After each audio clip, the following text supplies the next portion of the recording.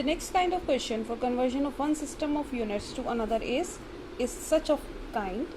If units of force, energy and velocity are 10 Newton, 100 Joule and 5 meters per second, find the unit of length, mass and time. In this case, the values of different physical quantities are given and we have to find the value of length, mass and time.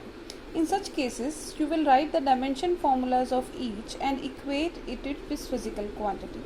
So, for force is mLt minus 2, that is given to be 10 Newton. Energy is equal to work. Work is force into distance. So, force into distance means here force is mLt minus 2 and distance is measured in L, so it becomes this L, and if we put L or L1 more, so it becomes 1 plus 1 2. So mL2 t minus 2 is equal to 100 Joule. Similarly, third for velocity. Velocity is written as L t minus 1 is equal to 5 meter per second.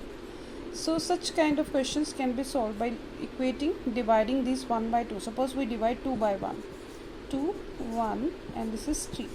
When we divide 2 by 1, that becomes mL2 t minus 2 upon mL minus 2 is equal to 100 divided by 10.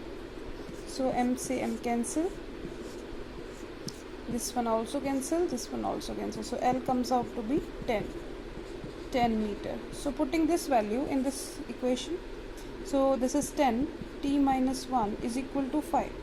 So in this case, if we solve this becomes 10 upon t is equal to 5, or t is equal to 10 by 5 is equal to 2. So 2 seconds. Now L and t values can be put into any of these equations. So let us put in first m. L is your 10, t is 2 raised to power minus 2 is equal to 10. So solving this m, 10 into 10 is 2 raised to power minus 2. So this becomes 2 2s are 4 is equal to 10. 10 cancel, m is equal to 4 kg. So we have calculated the unit value for length, mass and time.